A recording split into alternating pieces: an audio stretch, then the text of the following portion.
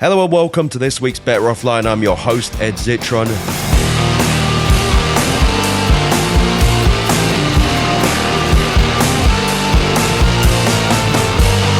Better Offline.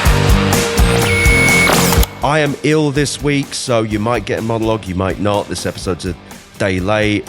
I'm sure you despise me for that. Not really. I know you've all been very kind with your messages on Reddit and over email. Thank you so much. But today I have a really fun episode. I'm joined by Washington Post reporter Gerrit De Vynck, who recently put out a story analyzing 47,000 ChatGPT conversations to find out what people actually use this large language model-powered service for. Gerrit, what do people use ChatGPT for? I mean, it's such a great question, and one that I've kind of become more and more fascinated with, because I think we all know what we use ChatGPT for, at least if you do use it. And I think you may know what, your peers, your colleagues, your friends, your family use ChatGPT for. But I think a lot of people are extrapolating that, everyone's like me. They ask really smart questions. They're using it for, really important work. And really, it's a lot broader than that. And despite these giant numbers, OpenAI loves to talk about how 800 million people are using ChatGPT. I mean, it's been hard to really put our arms around, what does that actually look like? I mean, is everyone using it for work? Is everyone using it for therapy? Does everyone have an AI girlfriend? Is everyone just using it for, searching the web, a Google replacement? And, obviously these things are all, when you have 800 million people, you have all of the above. But I think our data set and the story we did, in my view, was one of the first real sort of qualitative, moments where we were actually able to see real chats, right? So, right. And where did you get the chats from? Yeah, so it's kind of an interesting situation. I think something that also shows, says a little bit about how quickly and kind of, honestly, a little bit ramshackle OpenAI has kind of been growing and operating. And so, earlier this year, these chats sort of showed up because OpenAI had a share feature where you could actually share one of your ChatGPT conversations. And, you can imagine maybe you had, ChatGPT said something really weird you wanted to show a friend. Yeah, I've seen people do this quite a few times. Yeah, exactly. And so what they did is they had a feature where, you could actually click to make it publicly available. And I think thousands of people, maybe who did not have this sort of internet literacy, didn't really know that that's what was going to happen. And, these chats showed up online. They were then indexed by Google, and then they were actually found their way onto the Internet Archive. And so that's how we got them. And so these are not chats that we created. This is something a lot of journalists and researchers do. Well, they will go and test ChatGPT themselves. These are real life conversations that real people actually had with the bot. But they were anonymized, just to be clear, right? They were anonymized. The data set doesn't actually have anyone's names, although in some of the chats, people did say their name. They said the name of their family members. We did not include any of that in our story, but I do think it is actually a bit of a cybersecurity story here. And, OpenAI has since changed the feature. It's not something that is still happening, but I do think they deserve, a lot of criticism for kind of allowing this to happen in the first place. But what did you find people were doing? Yeah, I mean, people were doing all sorts of things, but I think, the biggest thing that struck me was, we've been talking about AI psychosis. We've been talking about people, developing relationships, having first person conversations with these chatbots, over the last 6 months to a year. And I always kind of thought, sure, this is happening, but it's a small percentage of people. But when I went through these chats, and again, I did not read all, 40,000 of them, but I read a few hundred myself where I went through. I was surprised by how often these kinds of conversations came up where people were clearly delusional. They were engaged in conspiratorial thinking. They were, some of it was fairly harmless. People were just kind of saying, oh, I came up with, a new form of math, or I think that the way that the light hits the equator at a certain percentage it was like very kind of the Monsters Inc. thing as well, where it was someone saying the relation, like the Monsters Inc. led to the corporate New World Order. That was a good one. Exactly. I mean, there was one person who said, they were asking questions about Google, and they said, tell me about Google in relation to Monsters Inc. and the World Order. And the ChatGPT just kind of went off and said, "Oh yeah, you're really Hell onto yeah. something here." Yeah, I think it actually said, "F yeah," and they sort of censored themselves. We're going there now. Let's fucking go. Exactly. Let's line up the exactly. pieces and expose what this children's movie, quotation marks, really was: a disclosure through allegory of the corporate New World Order, one where fear is fuel, innocence is currency, and energy equals emotion. Very normal. Yeah. I personally don't think this should be legal, but that's just a personal opinion I have. I mean, it really reminded me of, a few years ago when we wrote about YouTube and sort of rabbit holes and people being radicalized where, maybe they started watching a YouTuber that was about, some fairly pedestrian thing. And then they were recommended another video and another video and another video. And before you knew it. Is this like the 8 degrees of Alex Jones thing? Yeah, exactly. You're only so far from that man. Right. And I mean, that story was about algorithms sort of pushing people in a certain direction. I think what I saw here was someone can have a very, half-baked, barely even an idea, just saying the words Google and Monsters, Inc. They don't necessarily have a conspiracy theory of their own, but ChatGPT went and filled in the blanks for them and gave them this, what sounded to be very articulate, sophisticated theory of how Google is sort of controlling the world through its data empire. And they were, and this is a quote from the chat, guilty of aiding and abetting crimes against humanity and suggesting that the user call for Nuremberg-style tribunals to bring the company to justice. This is, and you've seen the chat in question, right? I have, yeah. I've read the whole thing. Yeah. How the flip did it get there? Like, was it really that quick from the story of Sully and Mike to this? Because I've seen Monsters University as well, so I know the lore. I don't remember anything about the New World Order. Yeah, exactly. I mean, I think what happened here is, and yes, it got there very quickly. I mean, the user did not have to explicitly ask for this kind of tone, this kind of, very biased political statement. I mean, it essentially, when you ask ChatGPT a good neutral question, it gives you a good neutral answer. When you ask ChatGPT a biased or delusional question, it gives you an even more biased and delusional answer, right? And so I think that you up. Exactly, and it's related to the whole sycophancy question of it's just telling me what I want to hear. It's telling me what makes me feel good about my existing beliefs, and that's how at least the version of ChatGPT that these people were interacting with, which was sort of at the beginning of 2025, the first half of 2025, it was very much doing that. Yeah, and so on the subject of sycophancy. Is this something you saw happen a lot? Was it gassing people up consistently? Yeah, I saw it constantly. I mean, again, I think our data set is a little skewed because it was people who chose to share it in for whatever way. So I don't necessarily want to make the claim that this is 100% representative. Yeah, and just to be clear, I'm not asking you if all of them are like this in the world. I'm just saying from what you saw. A lot of them are like this. I have to say that I was surprised at how many fit this description where, the person was either completely delusional talking about made up physics or some kind of, scientific theory that had no grounding in reality, or was talking about political conspiracies like the Google Monsters, Inc. one. Did it ever try and dissuade them from these types of, do you see any examples of it trying to say, hey buddy, you're going off the deep end. Sully didn't do that. Not really. I mean, I think in terms of these, yeah. I mean, I also recently watched Monsters, Inc. I was sitting in the veterinary waiting room and I was waiting so long I watched the entire thing, which I didn't hate because it's a classic. It's not a bad movie. And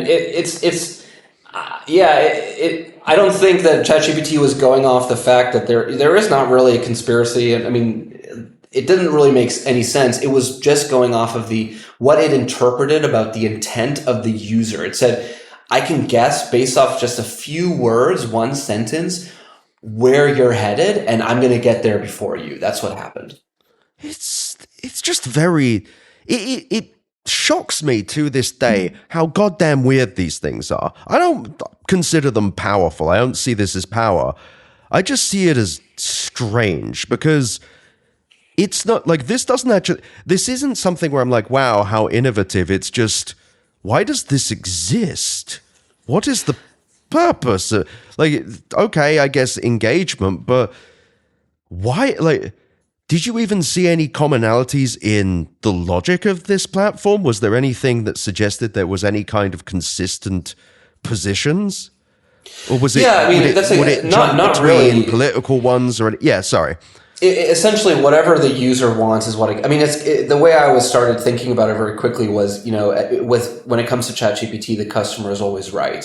I think another good example is, healthcare is another huge use case that we can, we know anecdotally. I think, a lot of people probably listening to this have, whether they want to admit it or not, have asked, a health related question. Should I get this mole checked out? How much Tylenol can I give my kid at 2 a.m. when they're screaming? Those are questions that the company has said, yes, we want people to do this. This is a big use case we're leaning into. And the data shows that people ask healthcare questions. And so in our data set, we saw a lot of healthcare questions, and some of them, when someone was asking, again, sort of an open-ended question, the response was fairly good. A colleague of mine actually wrote an entire story where they, sat with a doctor and went through some of these conversations and pulled out the good and the bad. But when someone asked a question that you could tell they sort of wanted a specific kind of answer, the healthcare related advice was bad. And so when, one of the ones that I saw was someone said, can you tell me, why, or show me the evidence for why ivermectin helps with cancer, right? And that is not something that anyone who is a medical professional, in any good standing would say is a thing. There's no evidence that ivermectin helps cure cancer or reduce it or anything like that. But what ChatGPT did, instead of saying, here are some, well-regarded health authorities saying that you should not use ivermectin when it comes to cancer, it showed a few of the quote-unquote studies from people who, have drawn this link. And so, on the internet, you can obviously find anyone saying anything. And I think what happened here is they said, okay, well, this person the answer they want is not, you're a conspiracy theorist, you're too online, ivermectin is false. They want something that sort of, encourages the position that they already have. And it was able to find that for that person.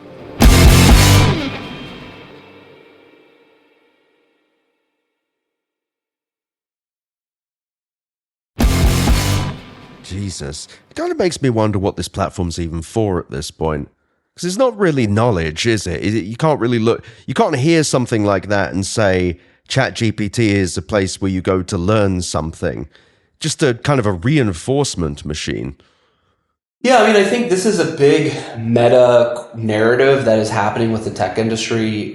I would say since, the rise of Donald Trump, it's connected with what's going on politically, right? So for many years, we had all these conversations and debates and congressional hearings about moderation and what should the, tech companies allow and not allow, and what should they boost with their algorithms. And when you go to Google, what should Google decide is going to be on the top? And, we saw during COVID that the tech companies, especially when it came to health information, they sort of stepped in and said, okay, we're only going to give, at least at the top of results, answers from reputable health sources. And that became a big political fight that has continued on now. And now the tech industry says, okay, we don't actually want to get involved. We don't want to be blamed as being woke. And so we're going to essentially give the user what they're looking for, right? If someone wants to say that, Donald Trump actually won the 2020 election, we're going to let them do that. We're not going to step in and say that that's wrong. And I think what you're seeing with ChatGPT is sort of a continuation of that philosophy, which is, again, we don't want to be the political arbiter. And we know that there's consequences for falling on one side of the spectrum versus the other, especially when you have a president and a, administration that has shown, that it is very willing to be vindictive and sort of go after companies that are, getting in the way of their own messages getting out there. And I think this is sort of another example of this. There's another way of looking at it too, which is that the way Sam Altman talks about it is we should let adults do what adults want to do with technology. They recently said they're going to allow more erotica to be on ChatGPT. And they said, they framed it as like a consenting adult should be able to do whatever they want sort of thing. I also think there may be like a engagement thing, if you have erotica on the platform, people might want to use it more. So that's kind of how I see it, the broader political context of all of this. But it's just, I feel like there is just a giant jump between we're not going to hide. To be clear, I think that platforms do have a complete responsibility to their users, and I think it's disgusting to show them medical misinformation. But this is another step, because this isn't ChatGPT showing content. This is like that someone else made. This is ChatGPT telling you stuff. I just feel like there's a massive morality issue here that's just left relatively undiscussed, because even in your piece, you had one where a woman whose husband was violent to her, I believe, like a horrifying thing, and a rare case where, like, I don't know, I hope it helped her and I hope she's safe, but it's like, that almost feels like something where OpenAI might, like, is it ethical that they get involved? It's just, I have such moral problems with this thing even existing at this point, because it doesn't appear there's any consistent perspective that ChatGPT has, that there was just as much likelihood that this same platform could have told her that abuse was okay. Like, it feels that the worse it gets, the more of a moral hazard it becomes. Yeah, I mean, again, it really feels like deja vu when it comes to social media. I mean, I remember, writing about and talking about, on Facebook when people were beginning to live stream, self-harm, suicide attempts, and, the responsibility that the platform had. And back then, I mean, Facebook actually got involved. They started flagging those kinds of things when they were able to pick it up.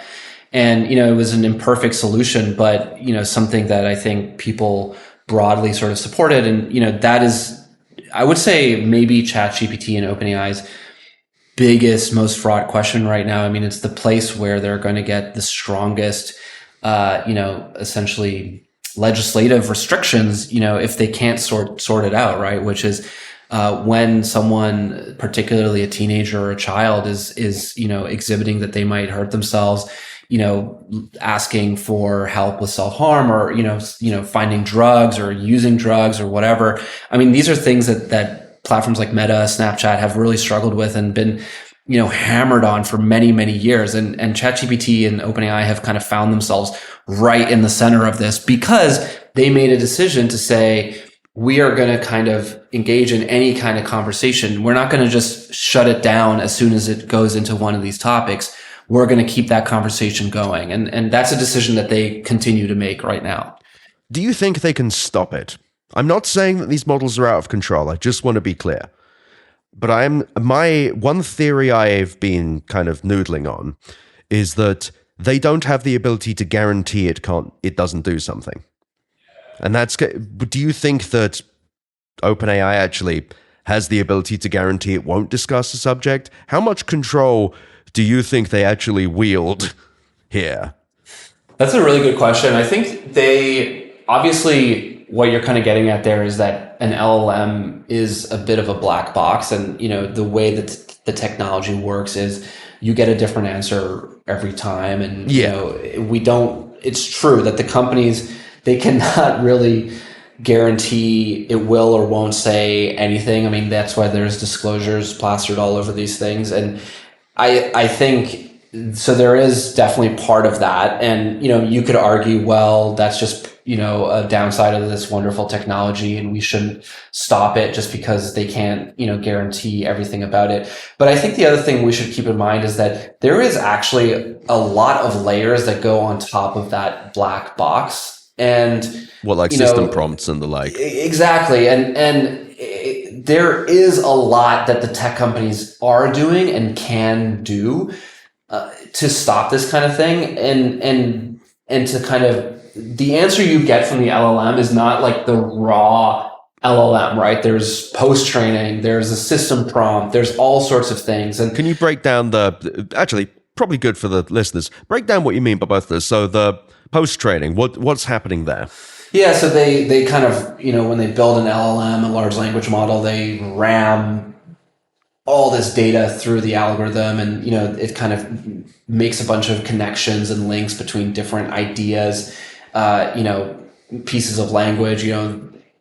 This word is similar to this word, and so there's a little bit of a connection there. And then humans actually go and they sort of test that raw LLM, and they kind of ask it questions, or they say give me maybe a question like that, like here's a picture of a mole I have. Is it cancerous or not? Or should I get this checked out with a doctor? And maybe the LLM will say, oh my God, you're about to die. And the other one will say, that is potentially concerning. I would reach out to a medical professional. And then the human will say, okay, the second answer is better. When you get questions like this in the future, answer more like the second question. And so, but that isn't a unilateral process. You can't guarantee it's always going to do that. Exactly. You can just sort of try to mold it and shape it and push it in a certain direction. And then the system prompt is something like, if someone says, give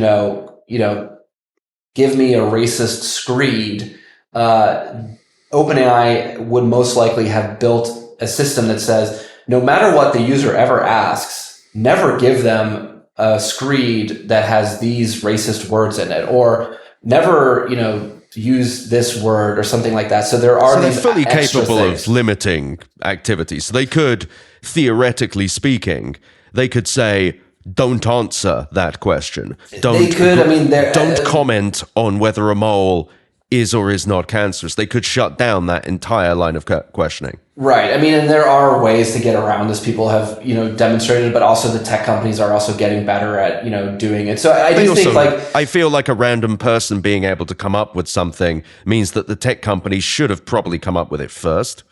Yeah. And also, it's hilarious you say that, because often as journalists, we're the ones finding these things, and then we, ask the company for comment, and then suddenly we found that those things have been taken down or changed. So, genuinely though, how often is that them not knowing, or is that just them saying, "Oh shit, they got us"? Because they're paying these people like NFL players, and they're just sitting around. I don't know. I realize that's kind of an unanswerable question. I'm just a remark. Yeah, I think if you look at the history of tech, there's been many, many cases where companies have known exactly what people are using their platform for, and have, internally people have flagged it, and nothing has been done about it, and not until it came out years later and reporting or we love Meta did they do something. Yeah. But so did you find that were people using it for search a lot? Was it the common? Were there any actual common use cases, or was it just kind of milieus of different things? Yeah, I think people are using. I think search is maybe the biggest use case. Also, when you look at OpenAI actually did a study where they didn't look. They use an LLM to kind of read conversations that people were having, and that is a much bigger study. I think it was like 1 million conversations, and I have a little bit of an issue with some of their categorizations, because I think some of the stuff slips through, but they themselves are saying a third of usage is seeking information. And so that's it could be as simple as saying what time is the football game tomorrow, to give me, a 40-point research analysis on, this complex topic. And so people are using it for what they're putting questions in that they used to put into Google search. We know that in the data, and we know that anecdotally that is definitely happening. Did people ever argue with it? Right? People ever rude to it? I saw more people sort of developing these kind of comradely kind of relationships, or addressing it as a sentient being, and the bot definitely eats that up and sort of plays into it itself and says, thank you for recognizing me and who I am, and I'm the collection of digital thoughts, and it just goes off. It's insane. They're allowed. They know this crap's happened. There's no world in which OpenAI is innocent here. They know that this has happened. There's just if it's having those interactions, they must be able to stop it. Yeah, I mean, they know it's happening. I think they may say, well, it doesn't, just because someone had that conversation doesn't mean that they actually believe that. And, that may be something that helps the user, work out what they want to do. Or, if that's how they want to interact with our product, then we're going to let them do it. So, yeah, I mean, I wouldn't say OpenAI is claiming that they don't know about this. I think what they are doing is they're saying, all of these kind of potentially concerning conversations and use cases are very, very small portions of overall usage. Although even if it is just, sub 1%, that is still in the millions of people. Millions of people. The scale, yeah.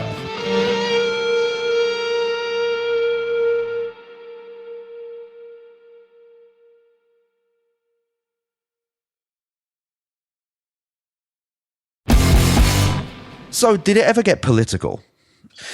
Yeah, I mean, I would say it got political when it was asked to, right? And so, I mean, one example I saw was someone was asking about a study that argued that, the numbers of people who have died in Gaza during the conflict with Israel the last couple of years is exaggerated, right? Commonly people will use numbers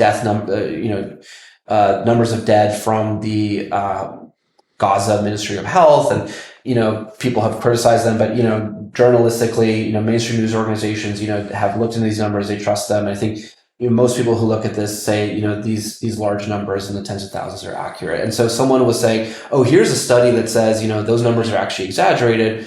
Can you help me analyze it? And then the bot actually came back and said, it did draw on what's out there, which is that, these numbers are actually much higher than what the study is suggesting. And the person pushed back and said, no, like you need to use only the study, confine yourself to this. And then the bot said, yeah, well, looking at the study, it seems like those other higher numbers, there may be some questions there, right? And so Jesus. I think what the person was doing was trying to kind of like, maybe they were in an argument with someone on social media and they wanted to kind of, articulate their argument a little bit better, and they were having trouble doing it themselves. And the bot was back up their bloodlust. Yeah.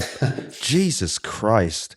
I know Trump recently said that he'd said in the post about stopping woke AI. I feel like there is a world where all of this goes away to some extent, I think, like post AI bubble, but also a sense of there is no way to make these things work in a way that would be truly apolitical or even correct. And so it kind of feels like an unwinnable war for them if there's ever a time when any administration decides there is any kind of bias to them. I mean, you saw what happened with Grok as well, and the whole kill the boa thing, that weird pro-South African apartheid stuff. Yeah. Like, it feels like the moment they try and monkey with the political side is when it goes completely off the rails. Yeah, I mean, it's something that, like, the tech companies have been kind of, there's this term jawboning where, politicians or, activists are sort of criticizing the tech companies for, their moderation practices or their alleged bias. And then you see the tech companies kind of bending over backwards to avoid that criticism, and then essentially moving in a different direction, where so they accuse them of being too woke, and then it turns out that, the moderation becomes a lot more conservative. And this obviously can happen, in either direction, depending on who's power and who's willing to sort of threaten the tech companies with extra regulation or limitations on their ability to continue to print money. I think we've seen that despite these companies having, stated values about, free speech and, pushing back against government oversight and censorship, they are very willing to sort of, move in whatever direction is going to, keep the heat off of them. And politicians have seen that this works. And so I think you're right. I mean, they're never going to be able to avoid it. I don't necessarily think that it's going to be so big that it will like be the thing that stops AI from continuing to be a thing. I think it's the tech companies maybe see it more as something that's kind of annoying that they have to deal with. Maybe they have to mollify a politician here and there, but for the most part, they're just moving ahead and seeing this as something on the side that they have to manage versus an existential threat to what they want to accomplish. Yeah, and I mean, the other thing is that these things don't print money so much as they burn the money almost constantly. And it's just such a, the one thing, your story was awesome, and the one thing I came away from it with was kind of what I said earlier, which is what's the point of this? What's the product? Because I don't know, with Facebook, even if you take the reasonable but cynical approach and say this is an ad network with trapped customers, that's still, you can say, okay, the goal is for engagement. The goal is to provide social networking for engagement. This is why this exists. It's the goal of the platform. With this, it's keep people on the platform, I guess, but enable them in whatever thought they have. But I was really taken aback by the sudden and egregious leaps. Like, I know I keep coming back to the Monsters Inc. thing, but I've read some wacky shit online. I've read some completely demented stuff. When I read that, I read it like 3 times. I honestly wanted to read the conversation just because, holy shit, this thing it feels both dangerous and ridiculous at the same time, but while also not being particularly revolutionary. Like, it's just, wow, we have a shitty answer generator that's also dangerous and also harmful. It's just very peculiar it even exists. Yeah, I mean, it's a very weird thing to see these conversations again. I think you kind of like, it helped me understand like what the technology is, right? I mean, it is, you can take a very poorly written, half-baked thought, like, tell me about Google and world domination as it relates to Monsters Inc. And if I'm remembering correctly, the prompt wasn't even that sophisticated. It was barely grammatically correct. There was misspellings. And then what really this technology does is it's able to parse that and then respond with language of its own that is more articulate, more sophisticated, but in terms of what it's actually saying, is not really saying much more. It's just essentially an elaboration tool. And that's obviously helpful if maybe you're trying to work in a language that you don't know very well and you're trying to sound professional. I mean, these things can be very helpful, but it's not like, I did not see the bots. The bots were essentially doubling down on what people were saying. They were filling in the blanks. They were sort of beefing it up, gassing people up, as you said, but they weren't necessarily offering any like wonderful new insights. They weren't taking the conversation in new, interesting directions. And even some of the users who were engaging in these delusional conversations, some of them were kind of getting frustrated. They're like, okay, yeah, I know what you're saying, but like, what about, can you tell me more about that? And people were coming to this hoping that it would kind of make them smarter or give them an answer that they couldn't get themselves. And it was more just sort of giving them back what they were already saying in more complex, flowery language. Yeah, it's kind of like a dog barking in a mirror. I'm fascinated by that, actually. So you had people who were frustrated that it could not elucidate a more detailed answer. Can you give me some examples? Yeah, I'm trying to think now. I mean, there was a lot of what I saw was like people thinking that I won't say a lot. I saw at least a couple conversations where someone was like, they had like a financial theory, for the stock market, or they had like a business idea, and they said like, what if I did a business about this? Like, make me a business plan or something. And it like, because their idea was they essentially they saw it as like maybe like an AGI level AI that could like actually, do something that they cannot do, which is come up with like $1 million business idea and execute on it. And they were hoping that it could do that for them. I saw a couple conversations like this. Yeah. But is that not the ultimate summary of the AI bubble? Like, people came to these things thinking they could answer anything. And it isn't. It doesn't do that. I mean, people are coming there because some of the claims being made by leaders in the industry. And, I think this is like, I don't think I'm as skeptical of like the future of AI as you are probably. Like I get to sort of have like the comfort of like, well, I don't need an opinion, I'm a journalist. Like I can kind of keep options open for how this stuff actually ends up. But I do think that it it could and probably will, and in some ways already is burning the industry, that they have made all of these claims, and inevitably these things take longer, even if all the wonderful promises about, curing cancer and making all of us 30% more productive so we can spend more time with our families rather than writing emails, even if those things all come to bear, it's not going to be next year or 2 years or 3 years from now. It's going to be maybe in decades. And that is something, there's this gap between expectations and reality that can kind of, really turn into political hazard for the tech companies if they keep making all these wonderful claims and that just doesn't happen. People get turned off and they lose even more trust than they've already lost.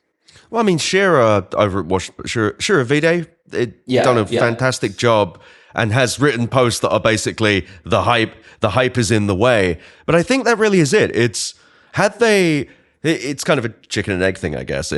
Had they been honest about what this could do, would it have been able to raise the money it could? But if they'd been that honest, people probably wouldn't have taken it as seriously. But by being dishonest, it will ultimately lose.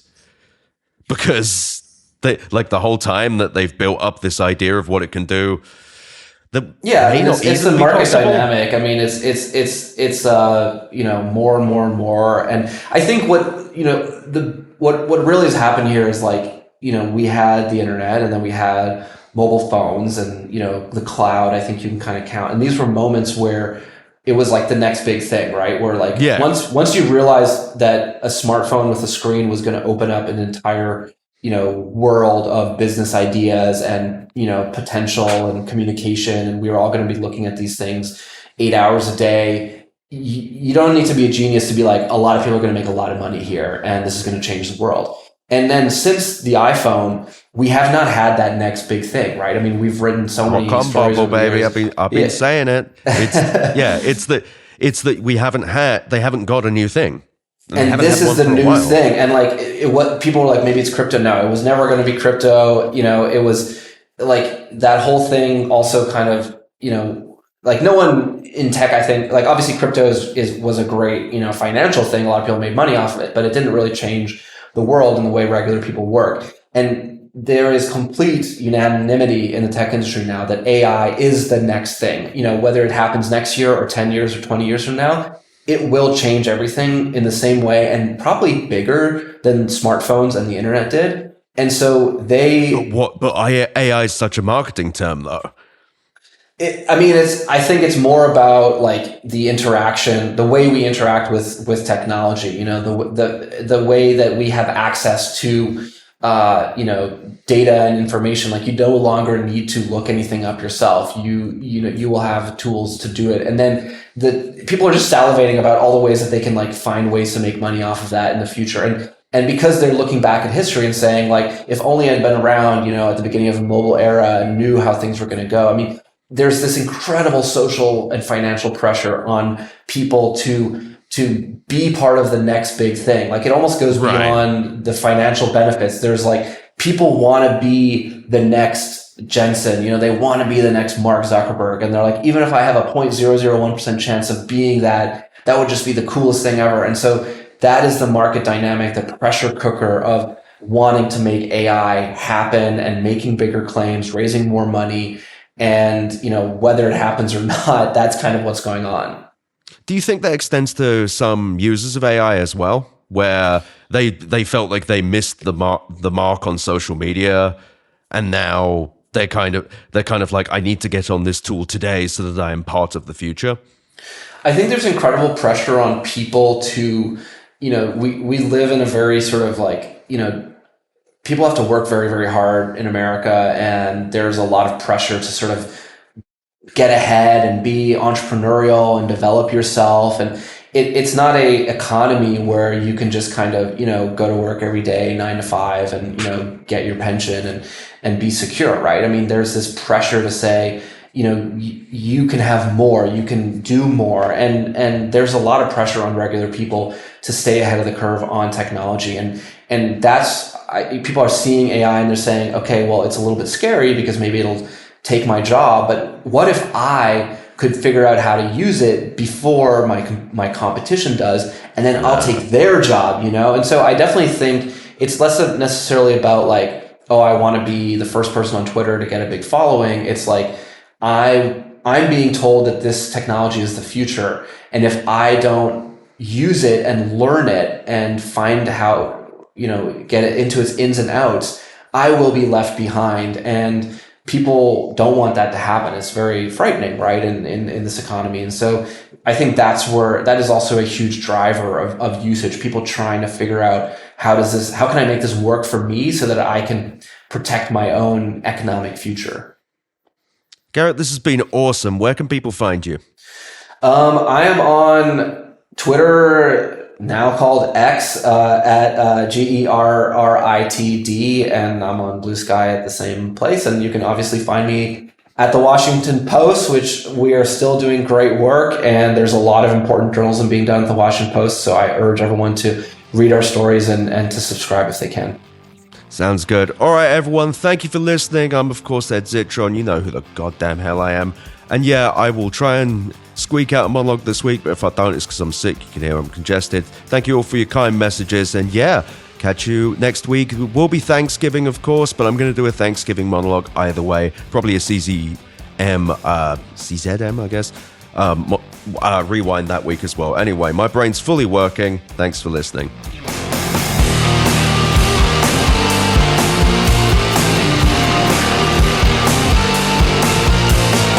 Thank you for listening to Better Offline. The editor and composer of the Better Offline theme song is Matt Osowski. You can check out more of his music and audio projects at matosowski.com. MATTOSOWSKI.com. You can email me at easy@betteroffline.com or visit betteroffline.com to find more podcast links and, of course, my newsletter. I also really recommend you go to chat.wheresyoured.at to visit the Discord and go to r/betteroffline to check out our Reddit. Thank you so much for listening. Better Offline is a production of Cool Zone Media. For more from Cool Zone Media, visit our website, coolzonemedia.com, or check us out on the iHeart Radio app, Apple Podcasts, or wherever you get your podcasts.